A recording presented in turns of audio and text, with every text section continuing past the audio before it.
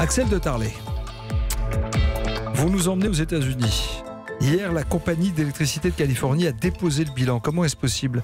Elle accuse le dérèglement climatique, c'est sérieux? Voilà, quand le climat crée des faillites. Alors, petit rappel des faits, la Californie a été ravagée l'an dernier par de terribles incendies, 88 morts dans les incendies de Paradise. Or, selon la loi californienne, c'est la compagnie d'électricité qui est responsable parce que c'est la chute d'une ligne à haute tension qui est à l'origine de ces incendies.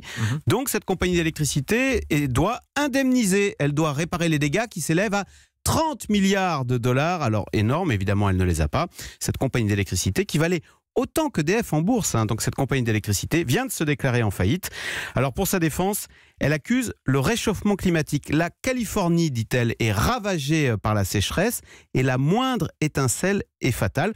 Donc effectivement, cette faillite doit nous interroger parce qu'on est là face à un nouveau type de risque pour nos entreprises, le climat. Ça veut dire quoi? Que ça nous concerne aussi? Que nos entreprises pourraient être fragilisées à cause du réchauffement climatique? D'ailleurs, exactement. Et d'ailleurs, les banques centrales tirent la sonnette d'alarme. Les banques centrales, vous savez, elles ont une mission, c'est de s'assurer de la stabilité économique, s'assurer qu'il n'y ait aucun événement extérieur qui vienne casser l'économie mondiale. Alors ces événements extérieurs, en général, ce sont les marchés financiers, c'est la faillite d'une banque, les Lehman Brothers en 2008.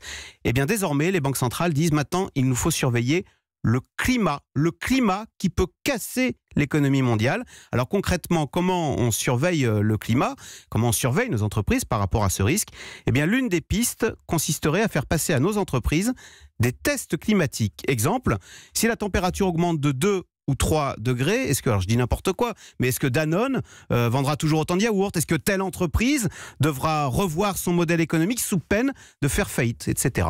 Mais en tout cas, c'était un sujet à travers les médias qui ne parlait pas nécessairement aux citoyens, dans le quotidien. On disait oui, le climat, oui, mais pour les générations à venir. Là, vous êtes en train de nous dire, Axel de Tarlet, qu'il s'invite au cœur de la vie économique. Exactement. Et d'ailleurs, on peut même penser, Nikos, que bientôt, les annonces sur le climat, sur les émissions de CO2, feront réagir Wall Street et feront même chuter des actions en bourse, comme par exemple cette compagnie d'électricité de Californie qui était aussi grosse qu'EDF et qui a dévissé après les incendies de novembre dernier. Vous voyez, les traders, bon gré mal gré, vont être obligés d'avoir une conscience écologique.